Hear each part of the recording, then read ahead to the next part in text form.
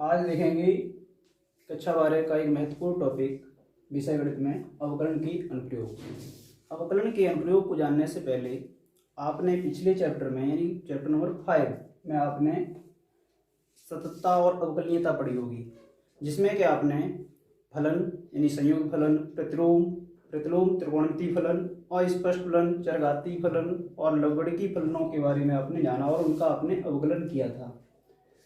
उसी के तहत अवकलन के ही आधार का उपयोग करके यहाँ पर हम अवकलन के प्रयोग पढ़ेंगे। यहाँ पर जैसा कि इसमें चार जो चीज़ दे रहे हैं यहाँ पर, पहला इसमें आप पढ़ेंगे राशियों में परिवर्तन की दर, दूसरा पढ़ेंगे वर्धमान तथा ह्रासमान फलन, तीसरा पढ़ेंगे स्पर्श रेखाएं तथा अविलंब और चौथा पढ़ेंगे आप उच्चिष्ट तथा निम्निष्ट।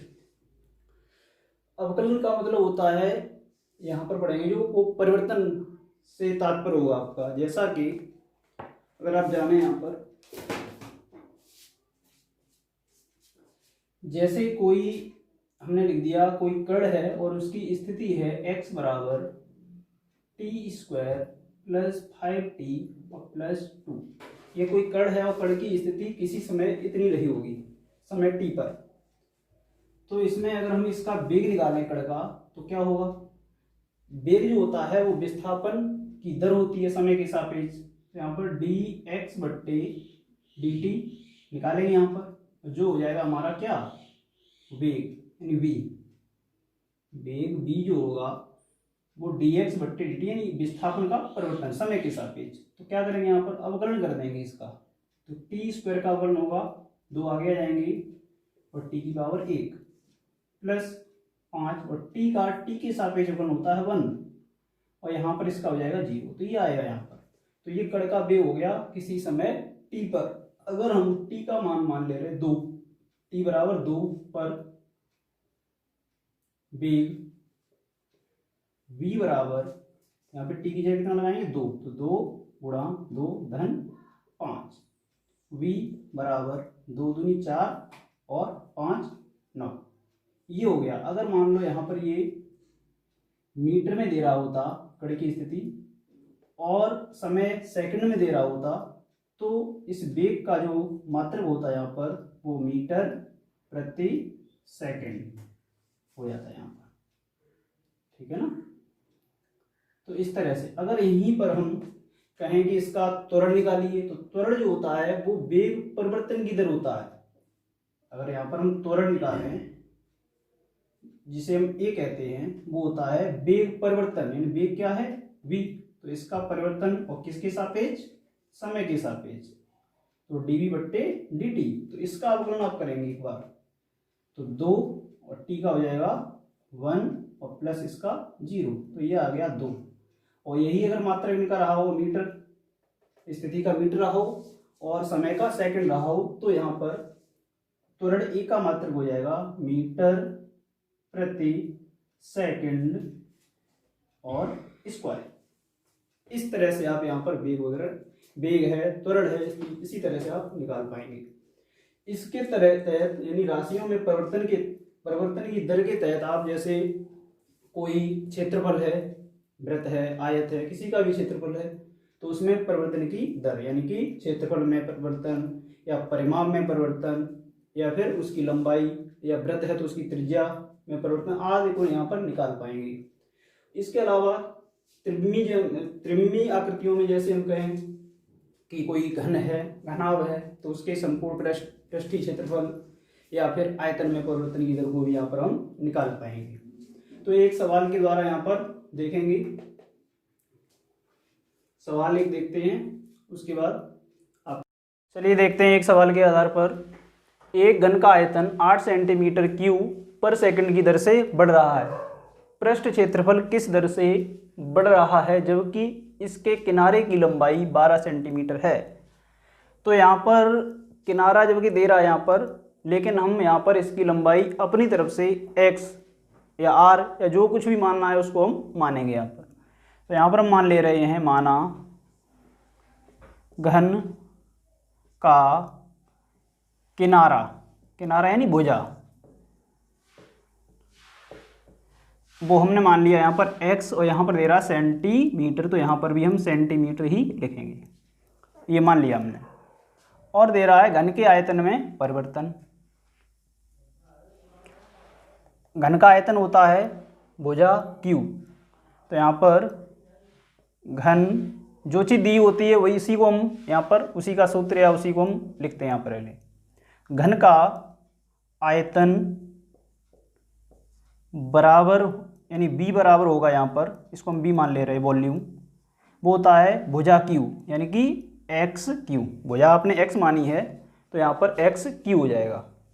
अच्छा, यहाँ पर परिवर्तन दे रहा है तो यहाँ पर इसका हम क्या करेंगे, सेंटीमीटर क्यू यानी कि आयतन का जो मात्रक होता है वो सेंटीमीटर क्यू हो जाएगा यहाँ पर। और परिवर्तन है तो किसके सापेक्ष, समय के सापेक्ष, तो प्रति सेकंड। तो यहाँ पर हमें अवकलन करना है समय के सापेक्ष, तो यहाँ पर dV/dt। तो यहाँ पर ये कितना हो जाएगा, 3 आगे आ जाएगा और x एक घात कम हो जाएगी इसकी। लेकिन हमने किया यहाँ पर t के सापेक्ष और यहाँ पर x, तो इसका t के सापेक्ष पुनः यहाँ पर करना पड़ेगा आपको dx/dt। और यहाँ पर दिया है परंतु dV/dt, क्योंकि आयतन में परिवर्तन दे रहा है कितना, 8 सेंटीमीटर प्रति सेकंड। तो यहाँ पर dV/dt की जगह पे आप लगा देंगे 8 बराबर 3 और x² और dx/dt। तो यहाँ से हम dx/dt का निकाल ले रहे हैं मान, और ये हो जाएगा 8/3x²। ठीक है, dx/dt बराबर 8/3x²। इसको नंबर डाल दे रहे हैं यहाँ पर हम 1। अब देखते हैं पूछ क्या रहा है। पूछ रहा है पृष्ठ क्षेत्रफल किस दर से बढ़ रहा है। तो यहाँ लिखेंगे घन का पृष्ठ क्षेत्रफल, इसको मान ले रहे S, और पृष्ठीय क्षेत्रफल होता है 6 गुणा भुजा स्क्वायर। तो 6 और भुजा कितनी मानी आपने, x, तो x² हो जाएगा। अब इसमें परिवर्तन पूछ रहा है, तो परिवर्तन किसके सापेक्ष, समय के सापेक्ष। तो यहाँ पर इसका अवकलन कर देते हैं ds/dt परिवर्तन, या यहाँ लिख दे रहे हैं हम पृष्ठ क्षेत्रफल में परिवर्तन, और ये हो जाएगा ds/dt। किसके सापेक्ष अवकलन कर रहे हैं, t के सापेक्ष। तो यहाँ पर 6 और ये 2 आगे आएगा, तो 6 दूनी 12 x, और t के सापेक्ष कर रहे हैं और यहाँ पर है x, तो इसका पुनः t के सापेक्ष, तो dx/dt। और dx/dt का मान आप यहाँ से लगा दें, समीकरण 1 से dx/dt का मान रखने पर, रख दे मान यहाँ पर, तो ds/dt बराबर 12x और dx/dt का मान है 8/3 और x², 8/3 और x²।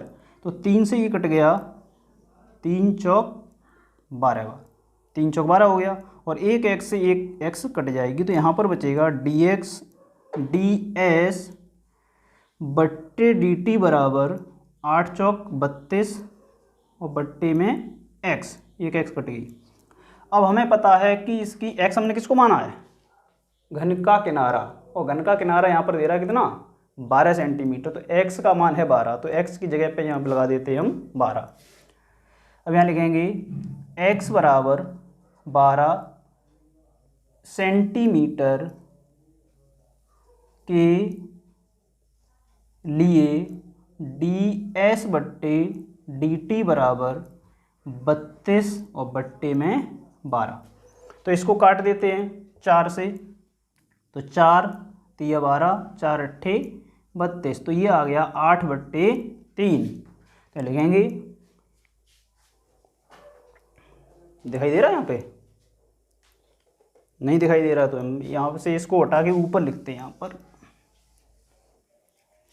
यहाँ लिखे दे रहे हैं ऊपर, वहाँ से उठा के हम यहाँ लिख रहे हैं ds/dt बराबर बचा यहाँ पर 32 बट्टे एक्स केवल, और x बराबर इसकी घन के किनारे की लंबाई कितनी है 12, तो यहाँ पर x बराबर 12 के लिए ds बट्टे dt बराबर 32/12, 8 4 से इसको काट दो, 4 तिया 12 और 4 अट्ठे 32, तो ये हो गया 8/3। अतः घन के पृष्ठ क्षेत्रफल में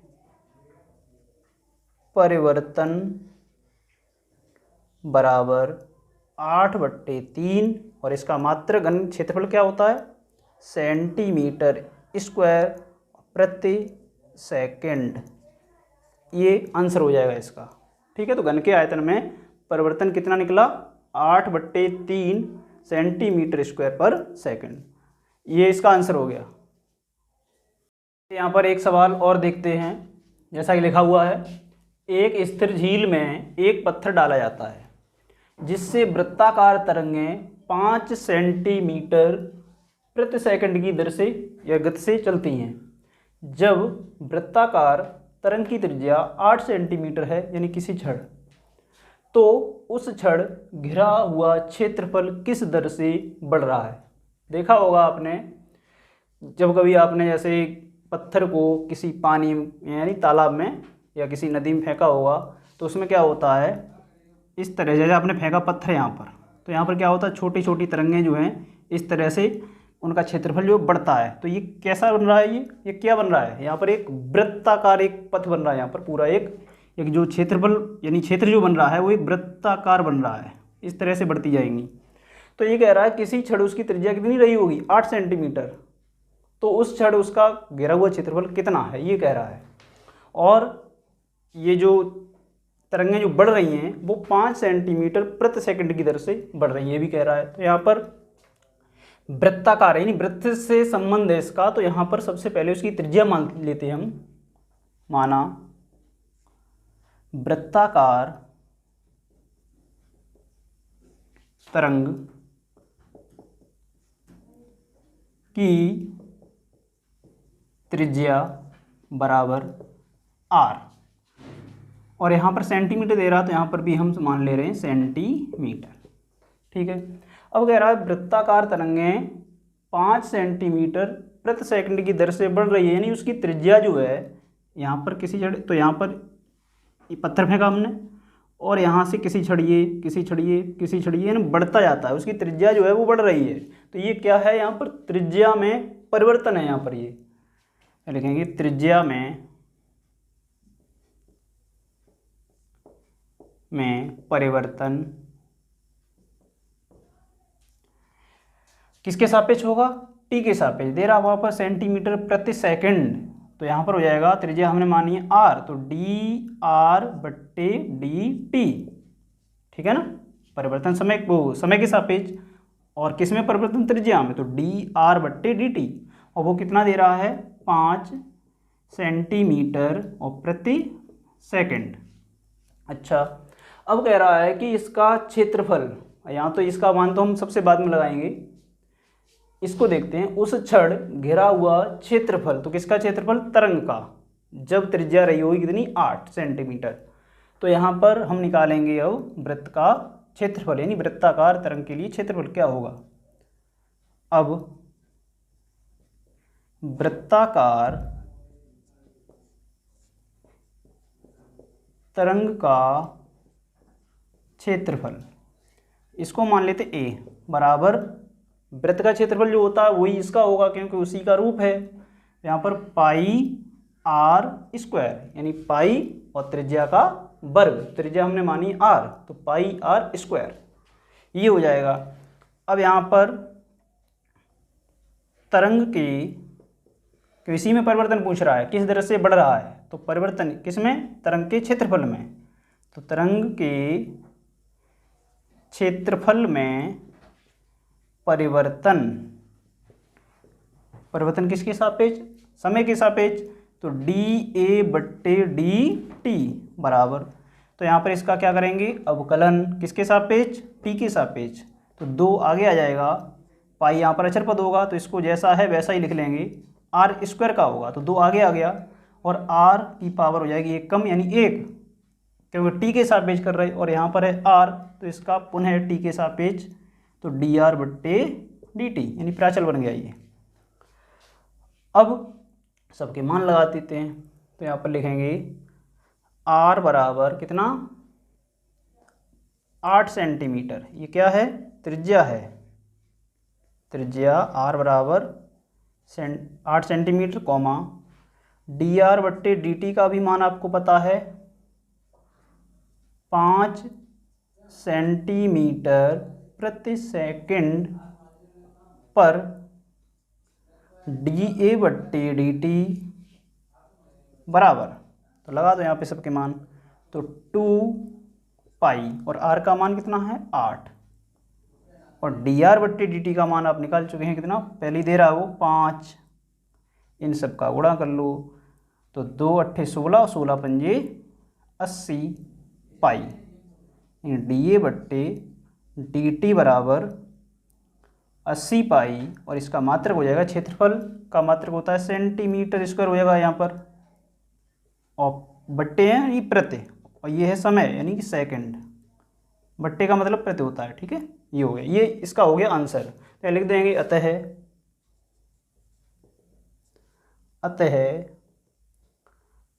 तरंग के क्षेत्रफल में परिवर्तन कब, जब त्रिज्या कितनी थी 8 सेंटीमीटर, परिवर्तन डी ए बट्टे डी टी बराबर 80 पाई सेंटीमीटर स्क्वायर प्रति सेकंड, ये हो गया इसका आंसर, ठीक है। तो आगे और भी देखेंगे सवाल, तब तक के लिए यहीं रुक रहे हैं, ठीक है, नमस्कार।